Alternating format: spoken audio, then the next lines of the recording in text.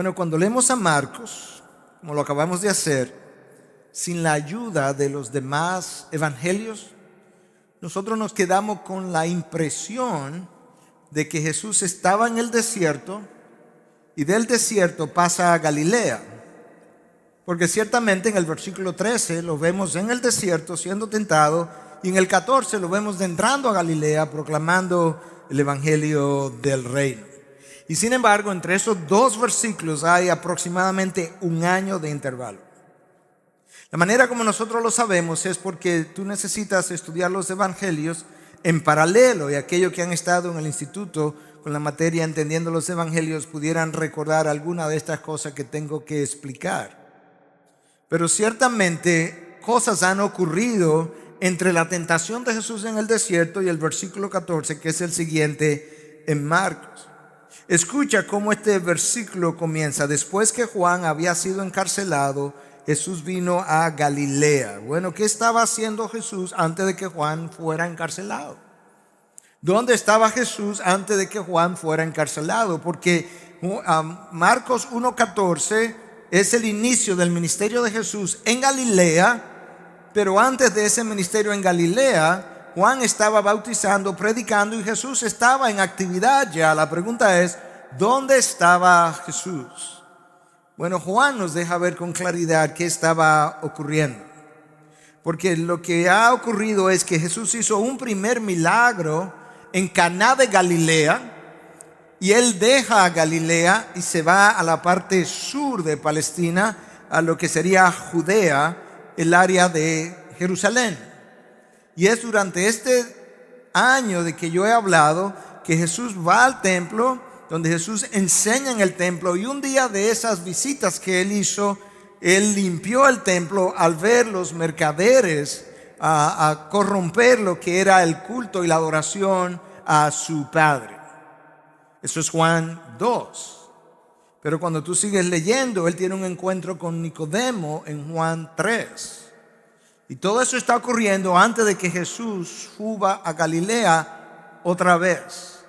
Y luego entonces, en un momento dado, que vamos a explicar un poco más adelante, el texto dice que Jesús decidió regresar a Galilea, que es donde Marcos lo va a tomar ahora, pero antes de eso tenía que pasar por Samaria. Eso es Juan 4. Entonces él pasa por Samaria, se encuentra con la mujer samaritana, ella cree, ella invita a otros a venir, entonces esos vienen y lo invitan a él a entrar a Samaria, pasa varios días en Samaria, y en medio de todo eso el tiempo ha ido pasando, y aproximadamente el primer año del evangelio de Jesús, o del evangelismo de Jesús, del ministerio de Jesús, ya ha transcurrido, de manera que Juan es quien nos cubre ese periodo de tiempo, y lo que los evangelios sinópticos hacen es cubrir el ministerio de Jesús en Galilea en el segundo y tercer año. Ahora tenemos una mejor idea de dónde nosotros estamos, y por eso creía que era importante que revisáramos alguna de estas cosas.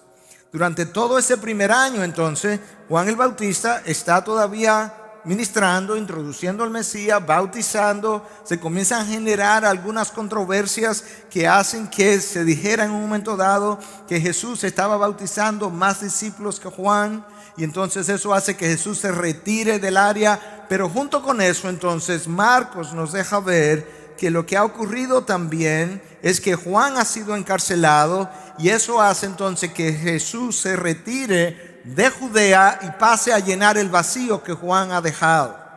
Juan ha estado ministrando en el centro y norte de la provincia de Palestina. Jesús en este primer año ha estado ministrando en el sur de la provincia de la región de Palestina, en el sur de la región de Palestina. Y ahora que Juan está encarcelado, el vacío se ha producido, Jesús va a llenar ese vacío, y él entra a Galilea y comienza a predicar el evangelio. Y es ahí entonces donde leemos en Marcos lo que leímos, y donde Jesús está diciendo: el tiempo se ha cumplido y el reino de Dios se ha acercado. Hay dos figuras centrales en los evangelios, Jesús y Juan el Bautista. De los dos no hay dudas quién es el mayor. De los dos no hay dudas quién es el precursor. Pero como bien ha sido observado, Juan el Bautista probablemente fue el precursor de Jesús en más de una manera. Él fue el precursor de Jesús en términos del contenido del mensaje. Arrepentidos porque ya el reino de los cielos se está acercando. Juan predicó de esa manera también. Hay una similitud entre estas dos figuras. Pero ha sido observado que con toda probabilidad Juan también fue el precursor del Mesías en términos de su sufrimiento y su muerte. Porque este Juan es el que es encarcelado, pasa en la cárcel 12, 18 meses y eventualmente es decapitado de la misma manera que el Mesías tiene que sufrir, es perseguido y eventualmente es crucificado. Juan había denunciado a Herodes por vivir con la esposa de su hermano. Y eso hizo entonces que Herodes finalmente, aunque le tenía miedo porque el pueblo lo tenía por profeta, Juan finalmente es aprehendido, ¿verdad?, por la justicia y es encarcelado y un día decapitado. Escucha cómo Mateo nos ayuda a entender esta entrada de Jesús en Galilea, que es donde Marcos lo está recogiendo, este inicio del ministerio de Jesús en Galilea. Mateo 4:12. Cuando él oyó que Juan había sido encarcelado, se retiró a Galilea. Cuando él oyó, en otras palabras, aquí Marcos nos deja ver más claramente que el retiro de Jesús de Judea a Galilea tiene que ver y está directamente relacionado con el encarcelamiento de Juan. Cuando él lo oyó, entonces él se movió. Es como si Dios nos estuviera dejando ver que ciertamente nada de eso ha acontecido por sorpresa. Todo está bajo su cronología. Jesús ha sido detenido en Judea hasta que este acontecimiento ocurra. Ha ocurrido el acontecimiento. Jesús sabe ahora lo que él necesita hacer y eso nos da una mejor idea de cómo Jesús supo manejar todo su itinerario. Lucas nos deja ver algo de lo que yo acabo de decir. Escucha ahora a Lucas en 4:14. Jesús regresó a Galilea en el poder del Espíritu y las buenas nuevas o las nuevas acerca de él se divulgaron por toda aquella comarca. Si Jesús regresa en el poder del Espíritu a Galilea, es obvio que Jesús regresa por la guía del Espíritu, de la misma manera que fue del Jordán al desierto por el Espíritu. Ahora él va de Judea a Galilea también por el Espíritu, y ahí hay una gran enseñanza para nosotros. Jesús nunca se dejó manejar por los hombres. El tiempo de los hombres no fue su tiempo. La forma de hacer las cosas de los hombres no fue su forma. La sabiduría convencional de ministrar no fue su sabiduría. Jesús hizo las cosas todo el tiempo conforme a la guianza del Espíritu o a la guía del Espíritu. La palabra guianza no está en el diccionario como una ñapa, como decimos nosotros. Es una enseñanza para nosotros, hermanos. A nosotros nos gusta mucho hacer las cosas en nuestro tiempo, en nuestra forma, conforme a la sabiduría convencional, y nos frustramos y nos cansamos y nos desilusionamos y nos decepcionamos, y al final de cuentas Dios estaba diciendo: si tú esperas mi tiempo, si tú lo haces a mi manera, tú tienes que entender que hay un tapiz que estoy tejiendo, pero cómo luce el tapiz solamente lo conozco yo. Cómo los hilos van entretejidos y las formas y los tiempos y los momentos solo lo conozco yo. Y como yo solamente soy el que conozco no solamente cómo luce el tapiz final, sino cómo luce su composición a lo largo del camino, tú tienes que dejarte tejer. Y esa es la razón por la que he estado diciendo, hablando con varios de ustedes, los sí y los no de la vida son los sí y los no de Dios.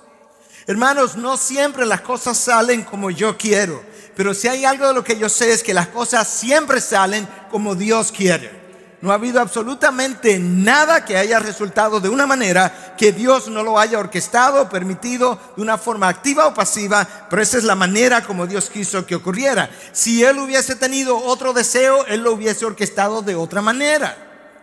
Cuando Dios dice que sí, no hay nadie que pueda decir que no. Y cuando Dios dice que no, no hay nadie que pueda decir que sí.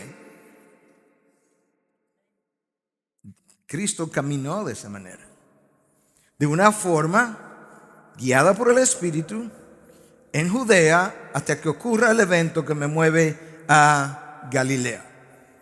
Ahora nota que es interesante que el ministerio de Jesús, el más público, el más conocido, el más extenso, que es el que se lleva a cabo en Galilea, este ministerio es anunciado, es iniciado por el encarcelamiento de Juan el Bautista. Una vez Juan el Bautista es quitado de en medio, Cristo entra entonces a esa otra forma o lugar de ministrar. Y con esto yo creo que Dios nos estaba dejando ver desde el inicio, como lo vamos a tratar de explicar por unos momentos, de cómo el reino de los cielos iba a ser inaugurado e iba a avanzar todo el tiempo en contra de la oposición. No iba a haber un solo momento en que el reino de los cielos avanzara sin que hubiera oposición. Juan el Bautista es el comienzo, pero nosotros cuando seguimos leyendo a lo largo del libro de los Hechos y seguimos leyendo a lo largo de la carta de los apóstoles, nosotros nos damos cuenta que ciertamente la oposición al avance, a la extensión del evangelio, del reino de los cielos, siempre ha sido en contra de la oposición. Pablo nos dice en Gálatas que allí ya se había comenzado a predicar otro evangelio. Pero cuando tú sigues leyendo en 2 Corintios 2:17, Pablo nos dice que allí algunos estaban comercializando con el evangelio. En Apocalipsis 2:12 nos dice que en Éfeso habían falsos apóstoles. Y si habían falsos apóstoles, eran falsos apóstoles del evangelio. En Colosenses 2:8 se nos dice que el evangelio había sido infiltrado con sabiduría y filosofías humanas. En Filipenses 3:2 se nos dice: cuidaos de los perros, cuidaos de los malos obreros. ¿Malos obreros de quién? Del evangelio. En Filipenses 3:8 se nos habla de que allí habían enemigos de la cruz. Y si tú eres enemigo de la cruz, tú eres enemigo del evangelio, porque la cruz es el punto cumbre del evangelio de Cristo. De manera que nunca ha sido de otra manera que no sea esta, que la vida de Juan ilustra con la que Cristo inicia entonces su ministerio en Galilea.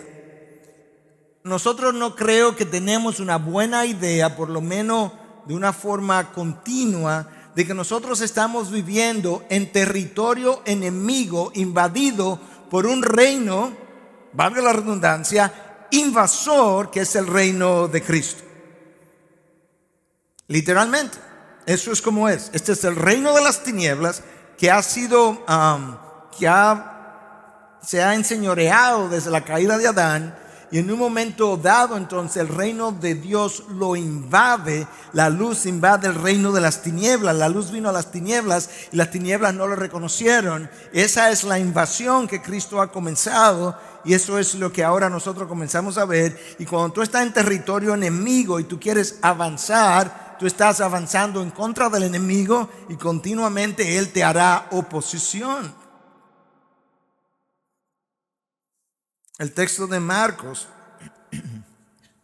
14 y 15 parece un texto sencillo, común, de poca importancia, y sin embargo es un texto fundamental, es capital en la cronología de los eventos. Es la bisagra sobre la cual gira y da vuelta al ministerio de Jesús.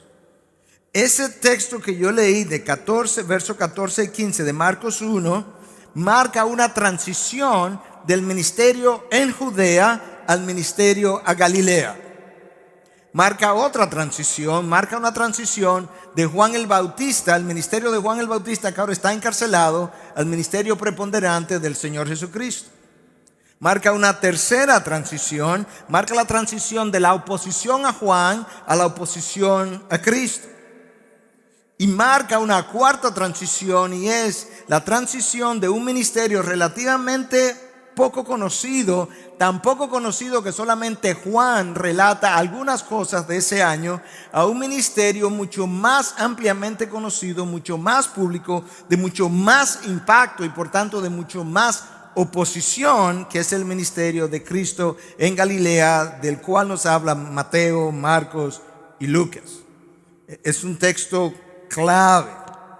Y en ese texto clave Cristo nos deja ver, Dios nos deja ver algunas cosas importantes. Cristo viene a Galilea después que Juan es encarcelado, proclamando el evangelio de Dios. Ese es el distintivo del mensajero de Dios, del mensajero verdadero.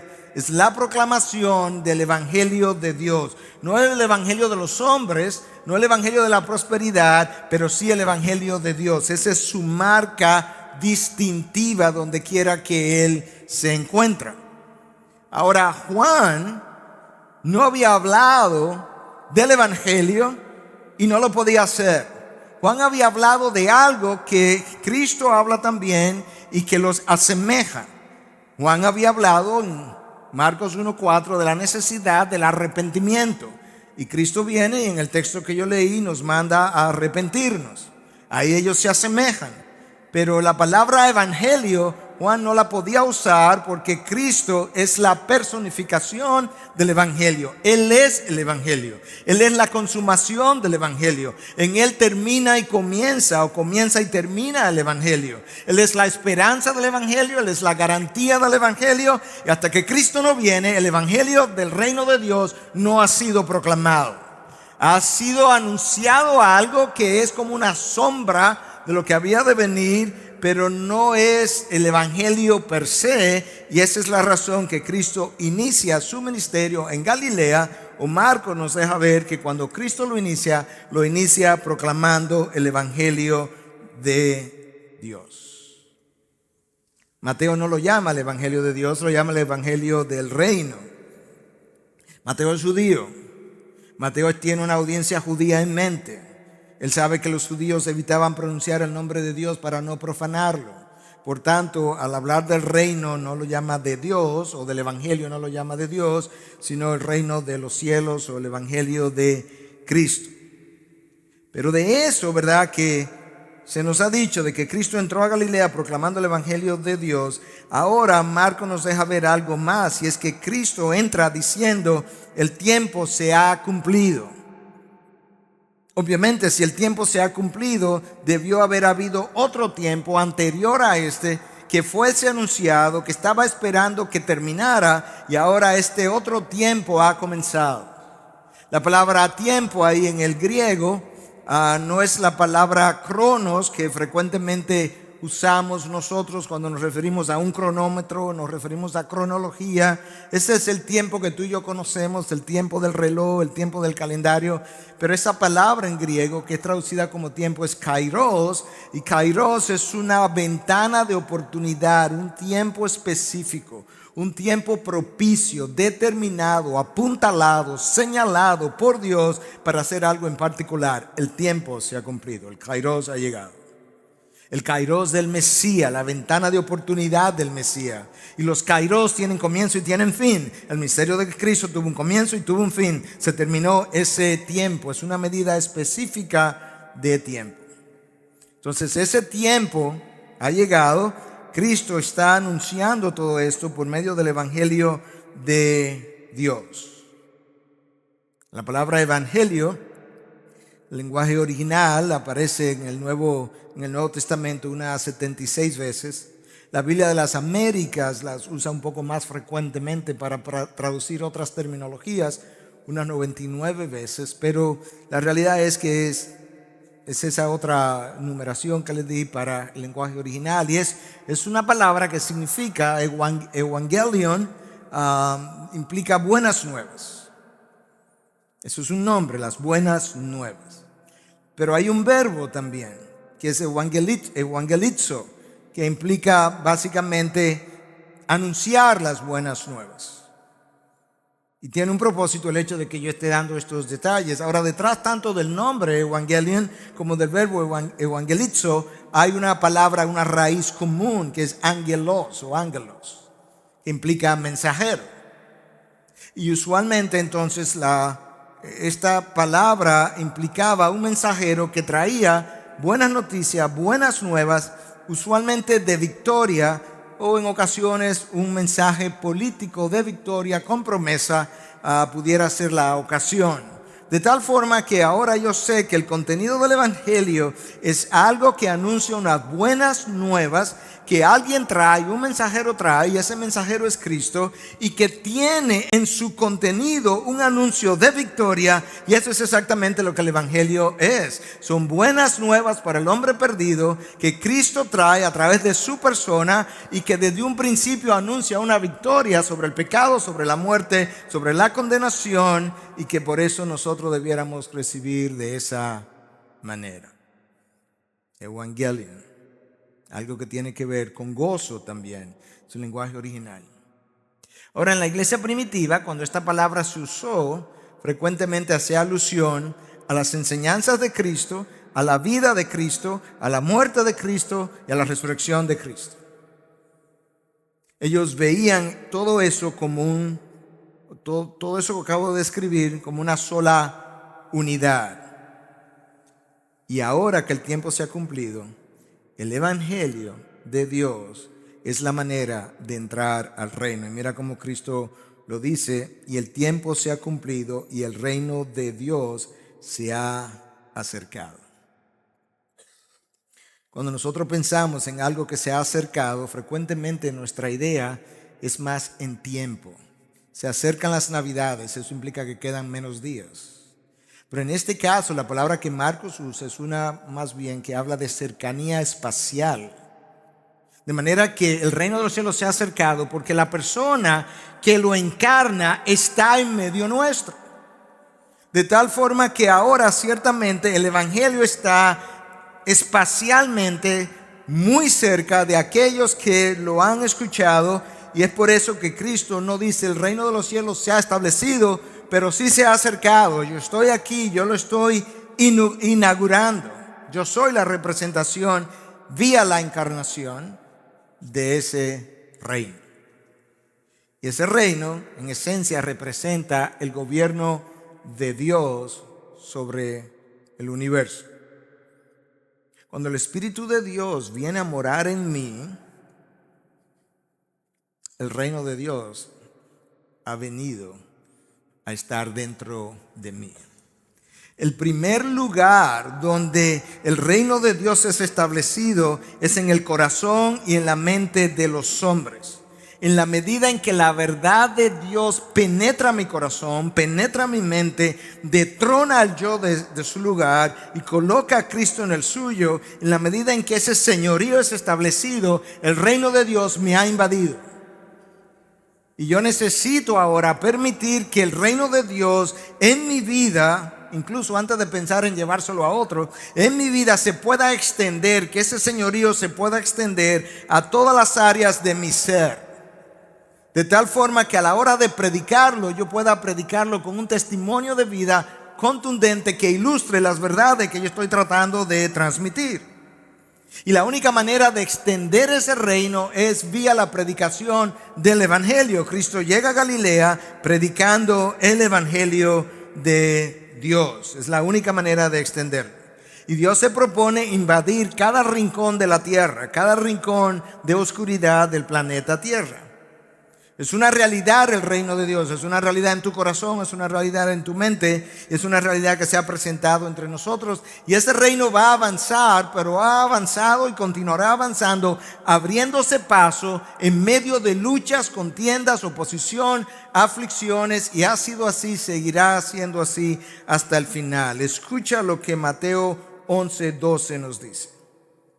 Y desde los días de Juan el Bautista, ¿a quién encarcelaron? A Juan el Bautista. Desde los días de Juan el Bautista hasta ahora, el reino de los cielos sufre violencia.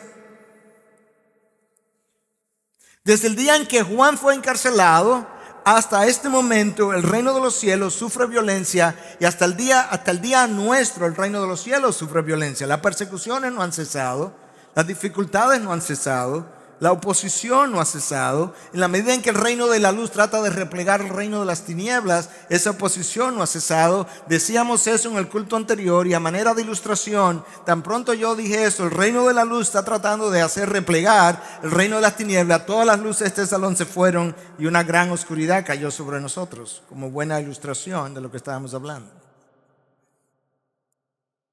Y por un rato tuve que predicar sin micrófono ahí desde el piso y acercarme adelante para que me pudieran escuchar.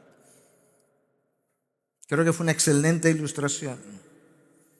El reino de las tinieblas le hace oposición al reino de la luz de todas las maneras posibles.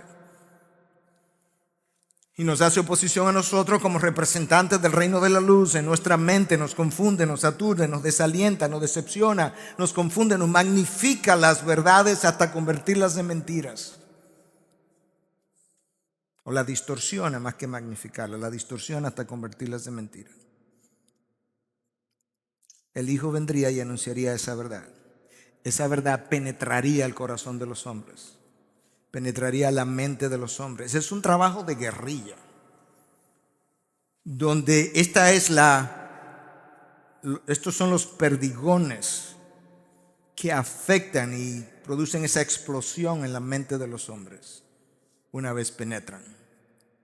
Y nosotros tenemos que avanzar en contra de eso. Nosotros no peleamos o tratamos de avanzar al reino conforme a las armas de los hombres. No, nuestras armas son poderosas, pero no son carnales. Y son poderosas en Cristo Jesús.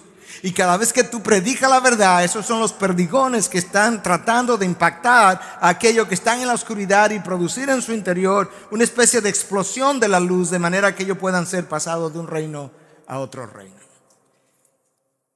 Y no hay otra manera de hacerlo. Y tiene que esperar oposición. Cristo comenzó a darnos una idea cuando Él inaugura el reino de los cielos de qué ha pasado y qué es lo que va a pasar en la consumación de los tiempos. Cuando Adán se separa de Dios, Adán sumergió toda la creación a un proceso de deterioro. En ese proceso de deterioro, el planeta sufrió cambios.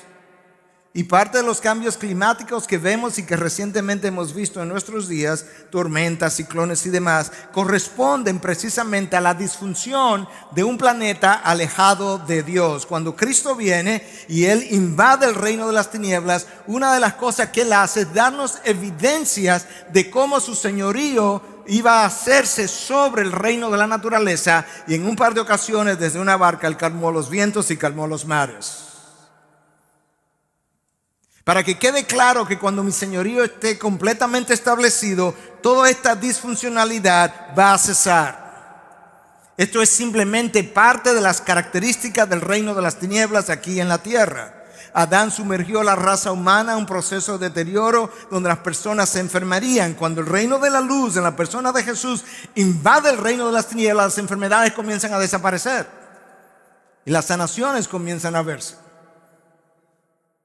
Los demonios comienzan a ser expulsados. Adán sumergió a la raza en un proceso de deterioro tal que ahora la muerte física se iba a comenzar a enseñorear sobre los hombres. Y cuando entonces el reino de la luz en la persona de Jesús otra vez invade ese territorio, resulta que la muerte comienza a huir y Lázaro se levanta y se para de la tumba. Y otros también resucitaron. Y el día de la muerte de Cristo, gente salió de los sepulcros y el domingo siguiente fue y se presentó a sus familiares después de tener tiempo de muerto, anunciando la introducción del reino de la luz y dejándonos ver cuáles serían las características de la consumación de ese reino sobre nuestro planeta. Y ahora Cristo se fue y nos dijo: ahora ustedes hacen el trabajo. Ahora ustedes van. Ahora es su responsabilidad. Yo no voy a continuar haciéndolo en mi persona de esa manera, por lo menos como lo había venido haciendo. Ahora escuche, está claro en este texto. El reino es anunciado, pero cuando el reino es anunciado, Cristo espera una respuesta al anuncio del reino y pone la responsabilidad de la respuesta sobre los hombros nuestros. El tiempo se ha cumplido y el reino de los cielos se ha acercado. Eso es lo que Dios ha hecho. El hombre no podía hacer absolutamente nada para acercar ese reino de Dios a él. Eso está en el tiempo indicativo, eso es lo que Dios hace. Pero lo que sigue es la respuesta que Dios espera del hombre, y por tanto Él se los da en términos de un imperativo: arrepentíos y creed en el Evangelio. El reino se ha acercado. Yo pongo la otra responsabilidad sobre ustedes ahora, porque ustedes están en la obligación de dar una respuesta al anuncio del reino. Arrepentíos y creed. Esas dos palabras son interesantes porque si esto representa el mundo de pecado, cuando yo me arrepiento, se supone que yo tenga que irme en una dirección contraria. Pero luego que yo me arrepiento, yo tengo que creer. Son dos acciones, en el imperativo ambas, arrepentíos y creed. Entonces ahora aquí está el reino de la luz, el camino que me lleva es el Evangelio, yo tengo que creer el Evangelio. Se dan conjuntas, pero expresan dos acciones distintas. Y de hecho, entonces, de esa manera, yo paso del reino de la oscuridad al reino de la luz. Escucha cómo Pablo claramente articula esto al rey Agripa, cómo lo entiende y lo articula de una manera que Agripa pueda entender qué es lo que está pasando. Pablo está explicando, está testificando de cómo Dios lo llamó y a qué lo llamó. Y le está diciendo a Agripa, pero cuando él se me apareció y me envió, esto es lo que él me dijo. Me está enviando para que abra sus ojos, Hechos 26, 18, para que abra sus ojos a fin de que vuelvan de la oscuridad a la luz y del dominio de Satanás a Dios. Primera parte. Para que pasen del dominio de las tinieblas al de la luz y del dominio de Satanás a Dios. Ese es el arrepentimiento, el darte la vuelta, el irte en una dirección contraria. Pero Cristo dijo, arrepentíos y creer. Y escucha lo que Pablo le dice a Agripa ahora. Para que reciban por la fe en mí, ahí está la creencia, el perdón de pecados y herencia entre los que han sido santificados. Mismo mensaje. Arrepentíos y creer. Dos acciones. Ahora nota que esas dos palabras, a diferencia de la acción inicial, el reino de Dios se ha acercado, indicativo, estas dos palabras están en el imperativo. Cada vez que tú lees algo en tiempo imperativo, Dios está diciéndonos, aquí tú juegas un papel. Aquí hay una responsabilidad que yo pongo sobre tus hombros. Cuando Dios dice no cometerás adulterio, eso es imperativo, tú lo haces. No matarás, eso es un imperativo, tú lo haces. No voy a hacer eso por ti, yo te voy a capacitar, yo te voy a dar el entendimiento, yo te voy a dar la gracia, pero tú necesitas hacer eso. Eso nos ilustra entonces cómo esta doble responsabilidad se da. El llamado y la responsabilidad que el creyente tiene es de responder al Evangelio, y escúchame, y obedecer todas sus demandas.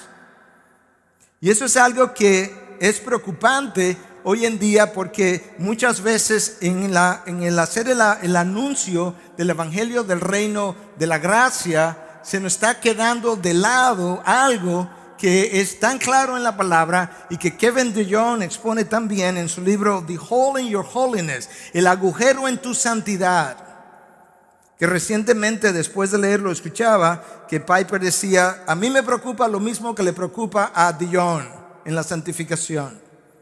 Escucha lo que DeYoung dice. Sí, el Espíritu nos empodera para perseguir la santidad. Sí, el Evangelio nos empuja a ser más como Cristo. Sí, la fe es nuestro combustible para la obediencia, pero nosotros todavía tenemos que esforzarnos. La misericordia de Dios no produce obediencia de manera automática. A nosotros todavía se nos tiene que decir, obedezcamos y que vayamos a hacerlo. Y eso es exactamente lo que nosotros vemos en este mandamiento de Jesús. Arrepentíos y creed. Hay una responsabilidad que nosotros tenemos. Juan el Bautista anunció lo mismo. Sus ministerios fueron muy parecidos. Y mira lo que dice Ken Hughes en su comentario sobre este texto en el libro de Marcos. Él dice, ¿cómo anunciaría Cristo su evangelio en el día de hoy? Yo no creo que él diría, el pecado es una abominación, sería nice que te arrepintieras. Óyelo como él lo dice. Y cito: dado nuestro materialismo y la sensualidad contemporánea, podemos estar seguros de que si Jesús comenzara su ministerio hoy, Él comenzaría llamándonos al arrepentimiento. Si Él caminara las calles de nuestro pueblo, Él nos llamaría a creer. Pero también nos llamaría a parar nuestros adulterios, a arrepentirnos de nuestro materialismo, a renunciar a nuestros chismes y a nuestros celos, a arrepentirnos de nuestras mentiras. Más aún, lo haría con sentido de urgencia. Eso es lo que tú escuchas en las palabras de Jesús. El tiempo se ha cumplido y el reino de Dios se ha acercado. Arrepentíos y creed en el Evangelio. Con cierto sentido de urgencia, de intensidad. No mañana, ahora. Y ese arrepentimiento, ese llamado al arrepentimiento, es algo que tú lo encuentras en los profetas, tú lo encuentras en los evangelios, tú lo encuentras en las cartas de Pablo. Escucha cómo Mateo 13, 1 y 2 lo dice de parte de uno de los profetas. En aquellos días llegó Juan el Bautista predicando en el desierto de Judea, diciendo: arrepentíos, porque el reino de los cielos se ha acercado. Arrepentíos. Mateo 11, 20 y 21. Entonces comenzó a increpar a las ciudades en las que había hecho la mayoría de sus milagros, porque no se habían arrepentido. Ay de ti, Corazín, y ay de ti, Betsaida. Porque si los milagros que se hicieron en vosotras se hubiesen hecho en Tiro y en Sidón, hace tiempo que se hubieran arrepentido en silicio y ceniza. Lucas 5:32, Cristo hablando: no he venido a llamar a justos sino a pecadores al arrepentimiento. Cristo se muere, Cristo resucita, Cristo asciende. Pedro comienza ahora a predicar algo que debiera tener el mismo color, la misma intensidad y debiera tener la misma tonicidad del Evangelio de Jesús. Y eso es exactamente lo que tú encuentras desde el inicio, Hechos 2:38. Pedro les dijo: arrepentíos y sed bautizados cada uno de vosotros en el nombre de Jesucristo para perdón de vuestros pecados y recibiréis el don del Espíritu Santo. Te mueves un capítulo más, 3:19, y Pedro dice: arrepentíos y convertíos para que tiempos de refrigerio vengan a vosotros. Y puedes seguir las cartas y te encuentras el mismo llamado, la misma intensidad y la misma necesidad. Ahora, la acción del arrepentimiento es algo que necesita el incrédulo y es algo que necesita el creyente. El incrédulo la necesita porque sin el arrepentimiento él no puede entrar al reino de los cielos. Y el creyente la necesita porque nosotros estamos continuamente violando precisamente los mandamientos de Dios. Y yo no puedo disfrutar de una buena calidad de una relación con Dios sin que yo intencionalmente vaya donde Dios en búsqueda de ese arrepentimiento. Si tú me dices: no entiendo, pastor, porque si somos creyentes, yo quiero hacerte la próxima pregunta. ¿Tú has notado o solamente soy yo que he notado esto? ¿Con qué facilidad nosotros pasamos de un tiempo de adoración a una crítica, a una queja, a una condenación del hermano, a un prejuicio? ¿Tú has notado con qué facilidad nosotros oramos, tenemos un devocional del tipo que sea, por el tiempo que sea, nos montamos en el carro y en el carro mi mente es invadida por pensamientos pecaminosos de diferentes naturalezas? ¿Tú has notado con qué facilidad eso ocurre? De ahí que yo necesite el arrepentimiento y la gracia del Evangelio todos los días, precisamente para poder continuar disfrutando de la calidad de mi relación con Dios. No estamos hablando de perder o no la salvación, estamos hablando de una calidad de una relación que necesita ser mantenida en la medida en que un espíritu contrito y humilde se acerca a Dios de manera intencional, reconoce sus faltas, reconoce sus pecados, pide perdón a Dios, pide otra vez que su relación pueda ser renovada y que una vez más entonces él pueda disfrutar de esa calidad de la relación. En el Antiguo Testamento, la palabra más frecuentemente usada para arrepentimiento es shub, S-H-U-B. Y esa palabra literalmente significa, como hemos dicho en otras ocasiones, devolverme en otra dirección. Pero en el Nuevo Testamento la palabra en griego es otra, es metaneo o metanoia, que implica un cambio de mente. Dios entiende que en el momento en que mi arrepentimiento se da, yo estaba caminando en una dirección y yo comienzo a caminar en otra dirección. Yo estaba complacido con el reino de las tinieblas y caminando en ese reino, y yo ahora he comenzado a caminar en el reino de la luz. Dios entiende también que como resultado del reino de Dios haber invadido mi mente y mi corazón con el poder del Evangelio, que una nueva forma de pensar ha resultado, de tal manera que esa nueva forma de pensar origina una nueva forma de hablar, esa nueva forma de hablar origina nuevas acciones y esas nuevas acciones cultivan un carácter.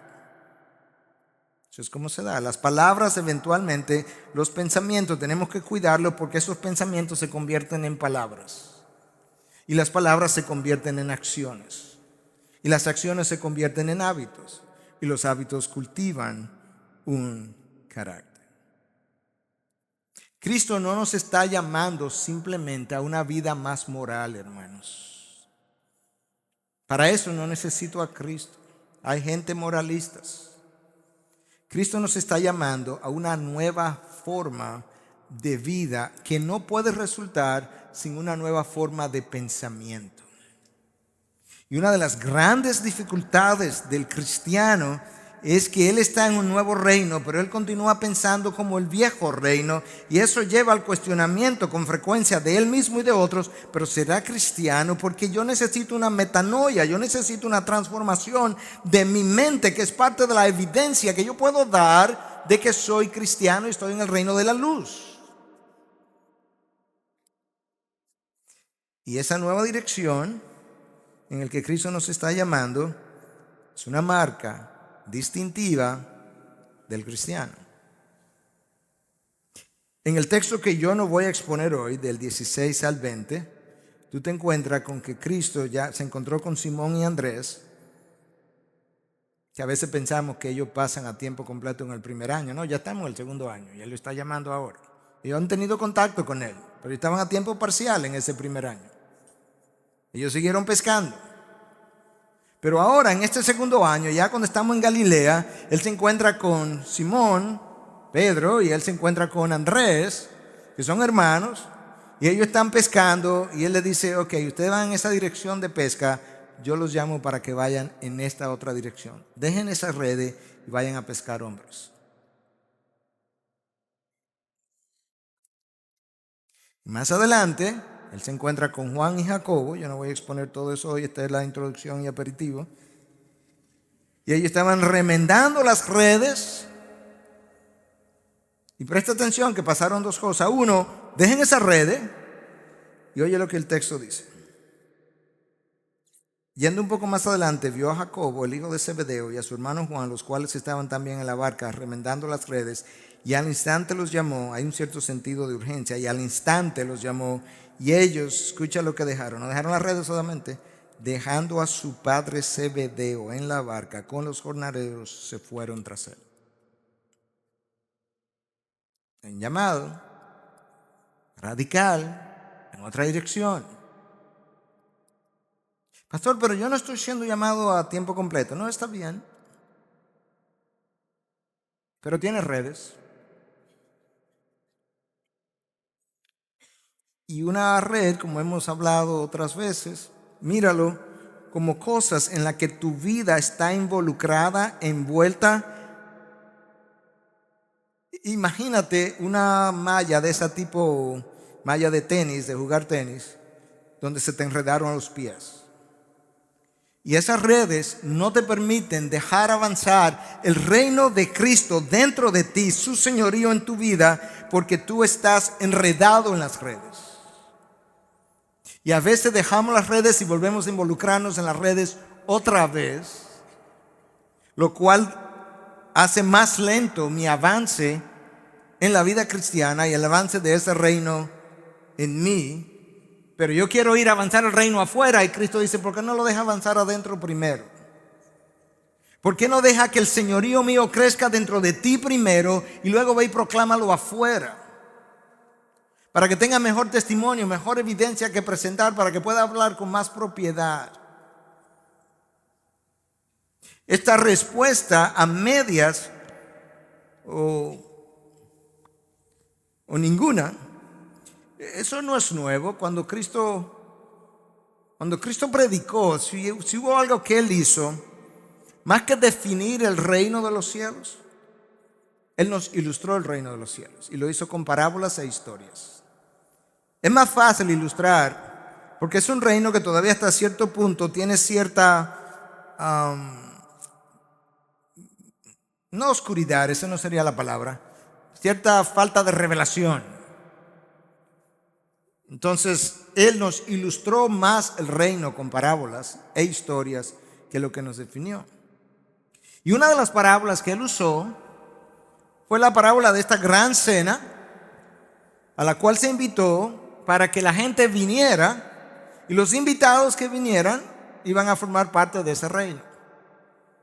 Y entonces este amo, que representa a Dios, envía a su siervo, y el amo regresa y dice, el siervo regresa y dice, amo, hay un problema. ¿Cuál es el problema, amo? Siervo. Lucas 14, a partir del versículo 18. Este es el problema. Todos a una comenzaron a excusarse. Ajá, no me diga. ¿Y qué estaban diciendo? Bueno, mira, el primero dijo, he comprado un terreno y necesito ir a verlo. Te ruego que me excuses. Parece que había que verlo esa noche de la cena. Otro dijo, he comprado 5 yuntas de bueyes y voy a probarlos. Te ruego que me excuse. Parece que esa noche era que los bueyes podían ser probados. Otro dijo, me he casado y por eso no puedo ir. Ahora esta es la mejor excusa, tengo esposa. Yo soy una sola carne y fuiste tú que te inventaste eso, de una sola carne. Así que yo sí estoy excusado. Cristo le dice al siervo, olvídate de ellos. Olvídate de todos ellos, no están en nada. Y entonces nos vamos a dar la cena, soy claro. Ve y busca a las prostitutas, a los pobres, a los cojos, a los mancos. Ve y busca todo lo que la sociedad ha rechazado y tráelo y ellos van a ser parte de la cena. ¿Tú te das cuenta que hay un sentido de urgencia, hay un sentido de intensidad en el llamado? ¿Te das cuenta que hay una responsabilidad que ante la presentación de la verdad tú necesitas responder a la verdad? ¿Te das cuenta cómo unos responden de una manera y otros responden de otra manera? Y la pregunta entonces, a manera de cierre para nosotros, son como 2 preguntas. Una para aquel que ya es hijo de Dios y que ha sido invadido por el reino de los cielos, donde hay un trono donde se supone que Cristo reina. ¿Realmente nos estamos nosotros esforzando para permitir que el señorío de Cristo pueda avanzar en nuestras vidas y tomarlo de tal manera que no haya una sola cosa de mi vida que no quede bajo su dominio y señorío? Pastor, yo no lo puedo producir ahora. ¿Lo estás tú pidiendo? ¿Lo estás tú buscando? ¿Lo estás tú deseando? Esa es una constante súplica y petición delante del trono de Dios. Haz avanzar tu reino dentro de mí, tu señorío. Permite que se extienda en toda mi vida, porque yo quiero ser un modelo de ese reino que yo quiero ir a proclamar a los perdidos mañana. O quizás Dios te ha estado ahí hablando y te dio entendimiento de que al día de hoy, dada tu respuesta al Evangelio, tú estás todavía en oscuridad. En el reino que Pablo define a Agripa como el reino de Satanás. Tú tienes una responsabilidad. Mire esta entrevista de esta semana con alguien. No puedo entrar en detalles, pero esta es la entrevista, al final de la entrevista. Entonces, ¿qué tú piensas? Habiendo revisado una serie de cosas.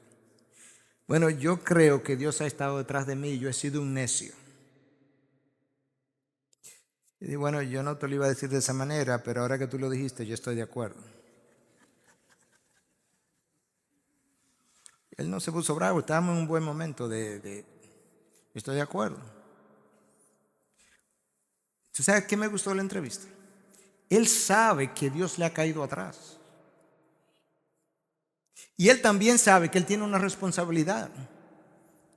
Y él también sabe cuál ha sido su mala respuesta a la responsabilidad que él tiene, y es: yo he sido, eso implica yo lo he hecho así, yo he sido un necio. Y yo estoy de acuerdo. Entonces, ¿qué vas a hacer? Bueno, no sé, dígame usted. Bueno, tú vas esta noche donde Dios y le dices exactamente eso. Le dices: Señor, yo reconozco que por esto, esto y esto, tú has estado detrás de mí y yo he sido un necio. Perdona mi necedad.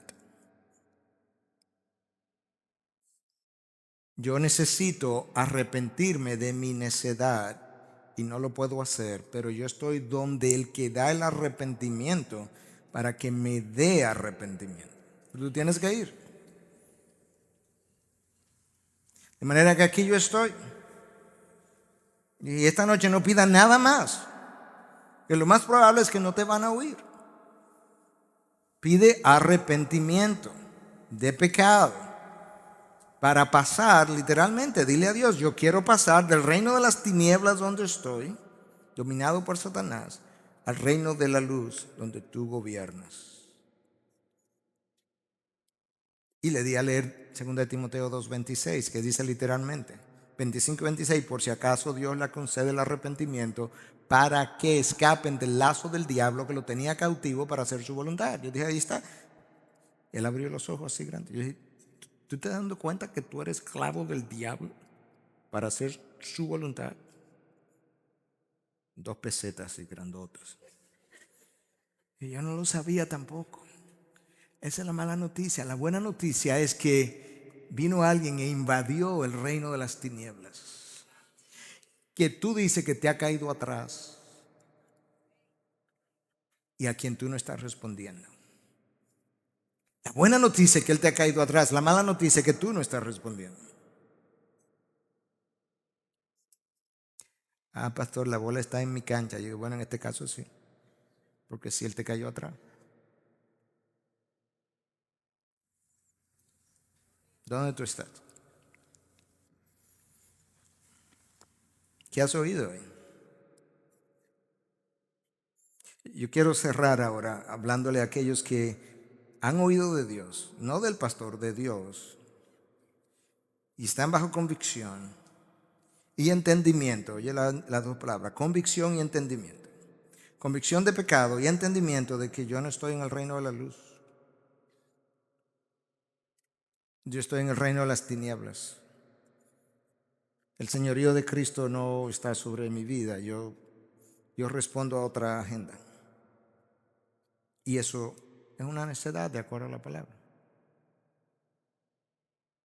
Si tú tienes esa convicción y hay algo en ti en este momento que te está diciendo y te está impulsando a pedir perdón de pecado, yo quiero ayudarte, quiero guiarte, porque quizás tú nunca has hecho esto y no entiendes cómo hacerlo. Yo simplemente te voy a guiar a algo que Dios está haciendo. Es que tú puedas pedir perdón de tus pecados en base a una sangre que Cristo derramó en la cruz para el perdón de sus pecados. Que tú puedas reconocer que ese Cristo en la cruz murió y resucitó al tercer día, ascendió a los cielos para dar vida eterna a aquellos que en un momento dado se arrepienten de sus pecados y sus pecados son lavados por su sangre. Y que han entregado su vida intencionalmente, conociendo, reconociendo que yo necesito un cambio de dirección, un cambio radical de mi vida. Porque yo tengo que pasar de un reino al otro.